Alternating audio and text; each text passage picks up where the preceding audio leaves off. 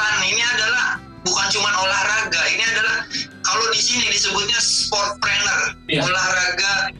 Maksudnya kenapa beberapa perusahaan besar bisa berjalan dengan industri ini kan? Berarti ini bisa jadi industri besar, bukan cuma olahraga gitu maksudnya.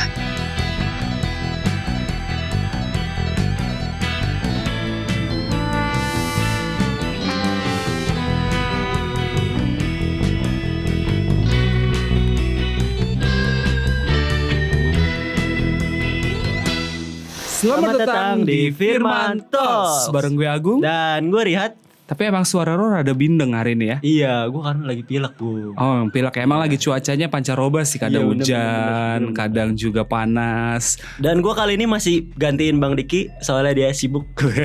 Sibuk tuh bukannya untuk ini ya? Itu sabuk. Oh, sabuk. Ini baru mulai nih. Mulai ya, yoi. Kok Jadi kurang? sebelum kalian melanjutkan nonton videonya, jangan lupa untuk subscribe channel kita di Firman Indonesia TV, nyalakan lonceng notifikasinya. Agar kita dapat terus memberikan informasi yang bermanfaat untuk kalian semua. Wes, mantap. Emang kita nih bermanfaat banget sih untuk Sobat Firman ya. Kita yang bermanfaat. Apa informasinya? Oh iya, kita ini memberikan manfaat maksudnya gitu. Iya dong, pasti dong, harus dong. Kali ini tuh gue mau ngebahas tentang orang Indonesia yang berprestasi di luar negeri, Hat. Itu kan banyak banget tuh. Contohnya kayak artis-artis yang bisa dibilang penyanyi. Paling banyak penyanyi sih. Siapa yang lo tahu? Agnes Mo, Anggun C. Sasmi. Sasmi, ada juga Rich Brian. Ya, orang-orang sebagian taunya Rich Brian itu besar di Amerika ataupun keluarganya di sana. Ternyata emang aslinya tuh orang Indonesia. Dan dia belajar bahasa Inggris tuh otodidak. Iya, cuman Sampai bisa sebagus itu. iya, aksennya juga nggak apa ya, nggak menunjukkan like kalau dia tuh native speaker gitu. Wes, keren banget. Dan tidak hanya artis aja, Hat, yang sukses di luar negeri yang dari Indonesia ini. Ternyata ada salah satu atlet Indonesia yang mengharumkan namanya di kancah internasional di luar negeri sana. Iya. Ini ada atlet dari BMX. BMX apa nih? Lo tau BMX gak sih? Tahu dong. Lo taunya BMX itu apa? BMX itu olahraga ekstrim sepeda gitu. Iya benar. Tapi lo nggak tahu kan arti dari BMX itu apa? Nggak tahu gua. Nah, BMX itu singkatannya sih, itu adalah bicycle motocross. Jadi X-nya itu kayak apa ya? Oh iya, gue tahu. Jadi bacanya cross kan. Cross, ya. Jadi dulu nih ceritanya kenapa BMX bisa digandrungi dan bisa dibilang jadi hype banget. Gue juga nggak tahu tahun berapa. Jadi gue baca dari artikel ini simpang siur. Ini keluarnya atau populernya ini mungkin di tahun 60 atau tahun 70-an. Wah, cukup tua juga ya. Iya.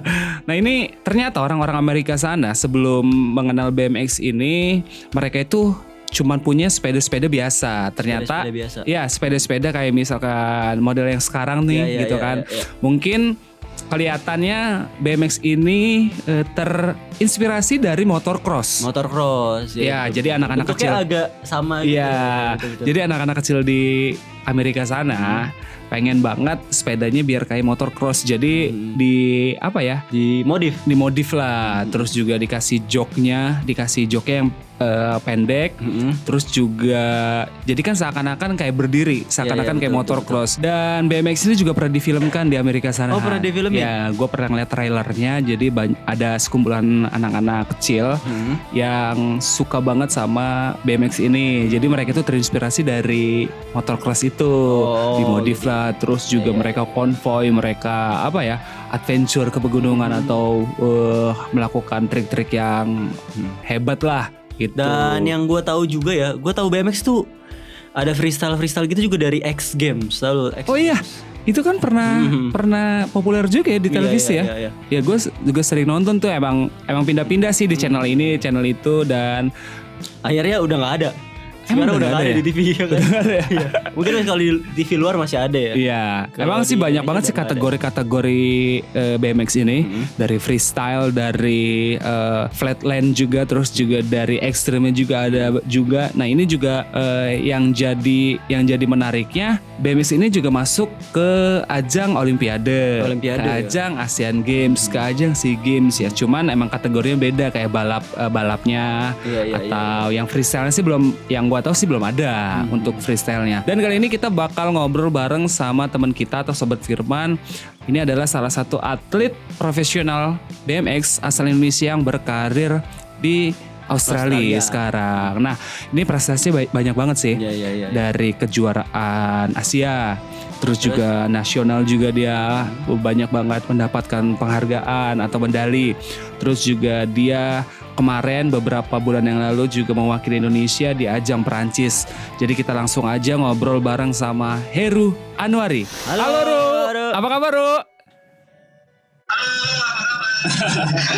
Jadi ini adalah konten kita yang namanya Firman Talks. Terus gue juga tadi udah ngebahas profile lo mengenai atlet BMX yang mewakili Indonesia di ajang kejuaraan dunia. Siapa yang nggak tahu Heru Anwari? Asik. Terus juga gue nih mau nanya-nanya nih Ru, buat Sobat Firman. Jadi teman-teman yang nonton Firman Talks ini panggilannya Sobat Firman. Jadi ada yang belum tahu juga tentang profile Heru Anwari. Jadi kita langsung tanya aja ya. Ya.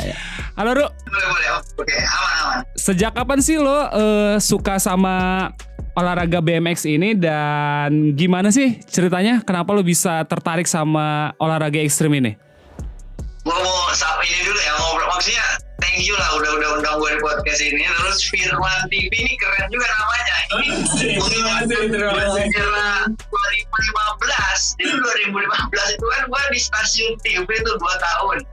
Dan peran nama Heru itu dikenal di Indonesia itu sebagai Firman. Iya bener.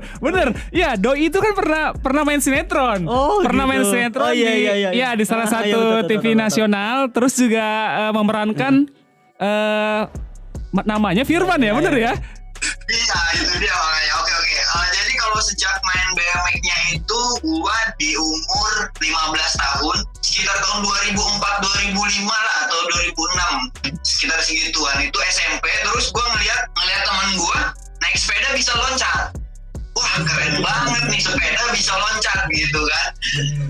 Itu posisi itu gue pesantren dan ya pengen jadi anak gaul lah. Tapi enggak, tetap jadi santri yang baik ngaji. Tapi akhirnya gue coba beli sepeda kayak gitu dan cobain di BMX sekitar tahun 2005 lah itu. Itu sih awal mulanya. Gue ngeliat temen intinya. Oke. Terus awal jadi atlet pro BMX tuh kapan ya? Apa event pertama gitu? Event pertama yang resmi? Yang Yang gitu. lo Setelah ikutin apa ya, Iya, Bang? setelah lo coba-nyoba, tertarik sama temen, terus dikenalin sama orang tentunya. Terus event pertama lo itu kapan dan di mana, Ru? Yang resminya? Nah, kalau pertama ikut lomba sih sebenarnya dari 2007 itu udah banyak lomba di lokalan lah, Serang, Pandeglang, tapi BMX-nya masih balapan ya kan. Oh iya, benar. Nah, di 2007 tuh ada teman dari Jakarta datang ke Serang. Oh iya. Dia ngenalin tentang BMX. BMX itu freestyle loh, gaya, bukan cuma balap katanya. Oh gitu. Baru di 2007 berangkat ke Bogor, ikut lomba dan itu keempat, tapi dari terakhir. Keempat dari terakhir. Ru, kalau misalkan di BMX itu kan kategori BMX itu banyak banget. Ada freestyle, terus juga ada ekstrimnya juga, terus juga ada balapnya juga. Nah, kalau Heru ini kategorinya di apa sih, Ru? BMX itu banyak kan, ada freestyle itu gaya bebas. Nah, dari freestyle itu mungkin era 80-90 lah, mid school. Iya. Di 2000-an itu baru terbagi, ada namanya BMX street, BMX flatland. Flatland itu lebih ke kayak balet lah, dia tanpa halang rintang. Nah, yang street ini banyak kebagi juga. Ada street park, street yang ball, taman kayak gitu. Ada street yang kayak di jalan kayak gitu. Intinya ada 2 kategori lah, street sama flatland, yang menggunakan halang rintang dan tidak menggunakan halang rintang. Di 2006 tuh patah tulang. Dulu mainnya freestyle lah, jatuh. Akhirnya pas 2008 baru fokus ke flatland. Nah sekarang ya di flatland. Karena cedera itu lo pindah. Karena street kan bahaya banget. Masa depan lo hancur kalau misalkan lo cedera gitu, kena insiden gitu, Ru ya. Jangan sampai dong. Jangan sampai dong. Enggak, tapi itu yang jadi pressure gue untuk buktiin bahwa harus berhasil dari sepeda kayak gitu. Dan tapi nyatanya berhasil Iya juga dong. ya, bener banget. Terus selain prestasi yang didapatkan tuh tadi, yang pertama kan tadi di Bogor tuh. Nah, prestasi apa lagi tuh yang selanjutnya didapetin sama Bang Heru? Ya selama berjalan itulah 2008-2009 itu kan di junior ya kan. Junior ikut beberapa kejurnas lah, akhirnya dapat tawaran kontrak sama perusahaan sepeda. Di 2011 itu pertama event di luar negeri itu di Singapura. Itu urutan sekitar urutan 24 lah. Urutan 24 tapi pro class. Maksudnya levelnya udah paling atas karena memang ada juri dari Jepang bilang Indonesia harus ada wakil untuk mewakili di pro class karena kalau pro ini dia bisa dilihat di level dunia. Oh, Indonesia udah ada loh BMX kayak gitu. Asik. Gue merinding banget loh. Asli. Gue merinding banget sih kalau misalnya ngedengerin cerita lo gitu. Kenapa sih bisa langsung go internasional gitu kan? Kalau misalkan musisi itu kan lama banget ya. Dan gue gitu. Dan gue juga baca artikel di salah satu artikel Indonesia juga yang terkenal. Dan lo juga pernah mewakili Indonesia tahun kemarin ya kalau nggak salah. Itu di Perancis itu ada kejuaraan apa sih, Ru? Jadi di Perancis itu ada namanya kejuaraan FIS World. Jadi FIS World itu kayak apa ya, MotoGP atau enggak World Cup-nya FIFA bola kayak gitu kan. Namanya FIS World, dia ada series. Salah satu serinya itu di Perancis. Jadi openingnya itu di Arab Saudi, terus Jepang, Cina, Chengdu kan, terus Perancis, terus Hungaria sama Kanada. Tapi Indonesia kirim atletnya itu di seri yang Perancis. Nah ini alhamdulillah mewakili Indonesia untuk di seri yang Perancis itu di kategori flatland. Wih, gokil. Sudah mewakili aja itu sudah menjadi kebanggaan Indonesia ya. Bisa apa ya, mengikuti ajang internasional atau bisa dibilang orang-orang dunia yang berprestasi di BMX. Nah, di situ jadi kumpul jadi satu gitu. Tapi Ru, ini kan orang-orang tahu nih, orang-orang sebagian tahu kalau Heru ini adalah pengusaha muda, terus juga atlet pro BMX Indonesia. Setelah lo bukan hengkang ya, sementara pindah dari Indonesia ke Australia nih, lo bisa nggak sih ngebagi waktu lo antara lo jadi atlet, terus juga lo ngurusin, entrepreneur juga, terus lo juga ngurusin usaha lo gitu. Mana sih bagi waktunya itu gitu? Bagi waktunya gimana? Dan sedangkan lo di Australia gitu sekarang. Kalau kita pikirin mungkin susah, mungkin nggak bisa gitu kan. Waktunya itu sehari ada 24 jam, lo harus main sepeda, lo harus mikirin karyawan di sana, lo harus mikirin penjualan. Tapi balik lagi, apa yang gue lakuin ini bukan cuma hobi buat gue. Sepeda itu jadi kayak passion dan lebih dari passion. Jadi akhirnya jadi soul lah, udah jadi kehidupan. Dan apapun gue lakuin jadi nggak capek dan nggak susah dan ya udah jalanin aja kayak gitu. Karena ada kecintaan di dalamnya, ada kecintaan di dalamnya. Jadi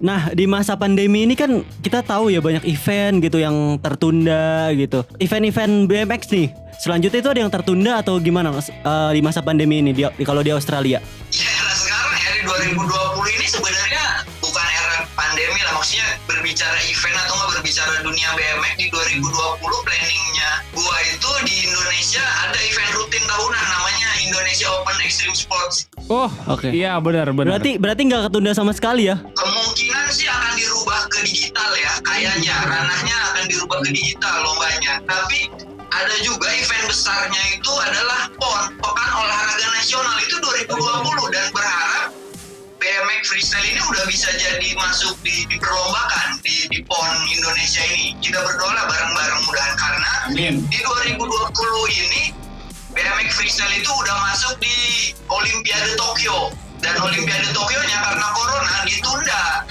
Dan ditunda akhirnya dimundurin ke Juli 2021. Tapi itu akhirnya jadi dasar untuk BMX ini bisa dilombakan di PON Indonesia. Tadi juga Heru kan udah cerita ya kalau misalkan dia pernah disponsori sama salah satu produk sepeda ya. Terus juga pernah disponsori sama produk sepatu juga.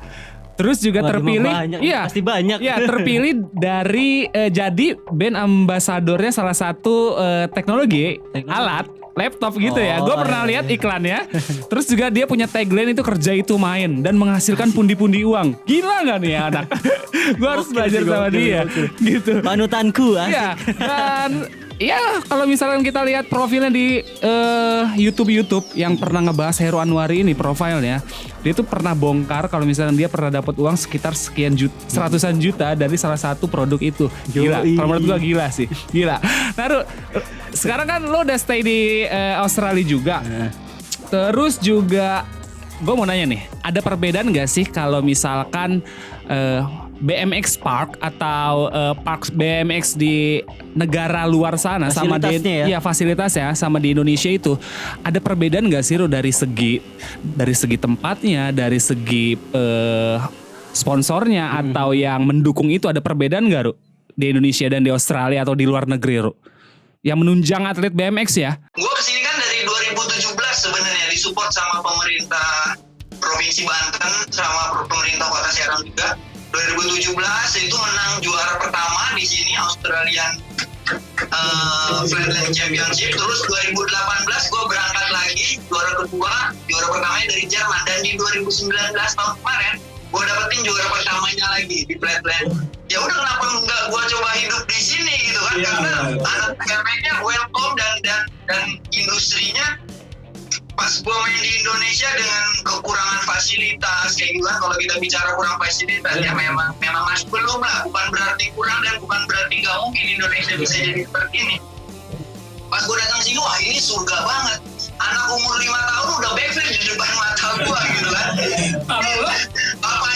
bapaknya yang tepuk tangan, ayo, oh, bedanya gini, governmentnya itu barter apa namanya, misalkan Jepang support ke Australia itu bikinin skatepark. Akhirnya skateparknya banyak di mana-mana, bukan cuma setiap kota, mungkin kabupaten itu ada. Dan akhirnya karena banyak skatepark yang mumpuni standar nasional atau internasional, anak kecil main kan dari 5 tahun itu main, dan akhirnya belasan tahun banyak, dan akhirnya generasi era ekstrim ini meluas, melebar, dan itu yang bisa menghidupkan industrinya. Bukan cuma dukungan pemerintah, akhirnya industri swasta bikin sekolah-sekolahnya, training-trainingnya, dan Australia sekarang jadi peringkat pertama dunia BMX-nya terhebat. Gokil. Semoga sih Ru, setelah lo ngomong gini terus juga ada orang-orang pemerintahan yang ngedenger keluhan anak-anak BMX Iya, ya, terutama betul. bisa tersentuh lah ya artinya, terus juga bikinin park BMX atau skatepark juga untuk menunjang atlet-atlet BMX. Jangan cuma hanya ada event aja terus dikasih betul. fasilitas, terus Betul, dikasih betul. apa. Kita nggak punya regenerasi lagi nanti kan. Dan semoga sih apa ya? Ya harapan kita nih bisa inilah ya Ru. Terus ini gak sih Ru apa? Tapi masih cinta Indonesia kan, masih rindu kan? Cinta lah masih ada di dalam dada, amin. Apa nih yang dikangenin dari Indonesia apa? Makanan pasti ya. Makanan sih pasti. Ya masak aja lah di sini. Tadi sih nyambung omongan dari Agung. Gini sebenarnya, apa yang gue lakukan di sini itu mengupayakan kita untuk gimana Indonesia bisa lebih maju di BMX-nya. Benar. Jadi gue di sini kan pelajarin tentang industrinya, tentang government supportnya, dan sekarang gue komunikasi terus intens sama organisasi terbesar di Indonesia, itu namanya Asosiasi BMX Indonesia. Itu ngedorong bagaimana BMX freestyle ini masuk ke PON 2020. Kalau sudah bisa masuk ke PON, karena kan dunianya udah masuk Olimpiade, betul nggak? Harusnya PON harus bisa masuk. Ini pertanyaan terakhir, terus juga tadi lo udah jawab juga, tapi ini sekali lagi semoga juga dari beberapa sponsor atau pemerintahan yang mendengar podcast kita hari ini, gue mau nanya nih, lo kan gak selamanya juga jadi atlet BMX ataupun jadi pro BMX, terus juga gak selamanya lo di dunia sepeda, tapi lo juga pasti di belakang layar pastinya. Harapan lo untuk kedepannya, Untuk regenerasi lo sendiri untuk mengajak, ayo dong mencintai yang namanya olahraga BMX ini, agar mindset orang yang takut akan bahayanya BMX ini sedikit demi sedikit berkurang, dan ini nih bisa jadi olahraga yang jelas banget dan bisa mengharumkan nama bangsa Indonesia, terutama juga dari fasilitasnya juga. Apa yang lo harapin dan kasih pesan untuk mereka? Ya artinya apa yang gue jalanin dari 2006, gak tahu tentang BMX sampai di 2009, kontrak sama perusahaan besar, sama beberapa iklan tadi yang lo sebutin, gue dapet ratusan juta dari beberapa produk, teknologi, produk apapun itu. Berarti apa yang gue lakukan ini, BMX ini, buat mereka adalah entertaining. Ini adalah iklan, ini adalah bukan cuma olahraga, ini adalah kalau di sini disebutnya sportpreneur, olahraga.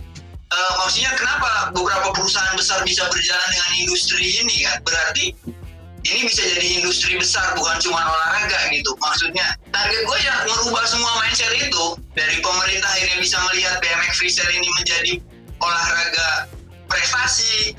Juga teman-teman juga jangan malu main sepeda ini karena bukan yang gue lakuin dulu mungkin sepeda sekarang akhirnya di Indonesia tren ya kan. Lagi musim Brompton sepeda bangga gitu kan.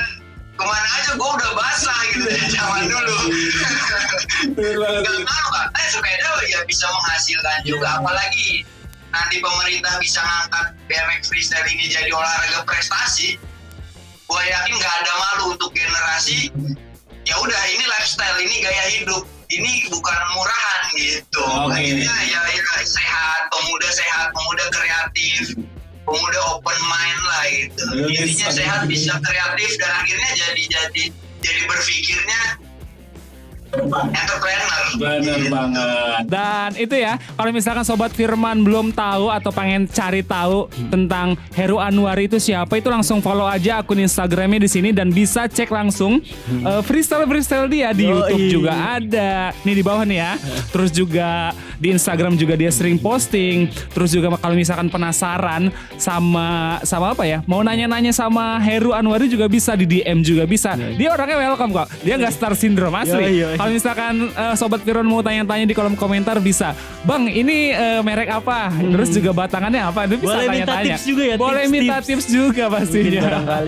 Dan Ru, terima kasih udah ngobrol bareng di Firman Talks episode kali ini. Ini gue bangga banget bisa ngobrol sama atlet pro BMX yang mewakili Indonesia di ajang internasional. Semoga karir Heru ke depan juga makin bersinar dan terus membanggakan nama bangsa Indonesia, terutama Provinsi Banten. Dan tentunya juga dari Firman Indonesia juga selalu support buat Heru nanti ke depannya ya. Dan Ruth, terima kasih ya, sukses selalu. Thank you, sukses selalu, thank you.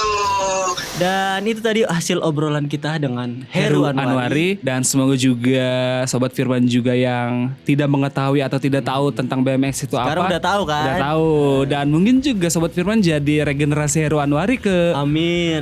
jadi atlet profesional di ajang BMX ini ya. Dan bisa, semoga cerita ini bisa menginspirasi. Nah benar banget. Siapa tahu juga untuk Sobat Firman yang baru mau mulai gitu kan. Itu bisa langsung follow akun Instagram Heru. Terus juga pengen nyari sepedanya model apa juga betul, bisa gitu kan. Dan apalagi di masa pandemi ini Heru juga sempat rehat dan akhirnya juga punya jadwal yang untuk kejuaraan BMX. Kita doakan harus tetap berlanjut. Iya benar. Kita doakan semoga Heru Anwari sukses di Amin.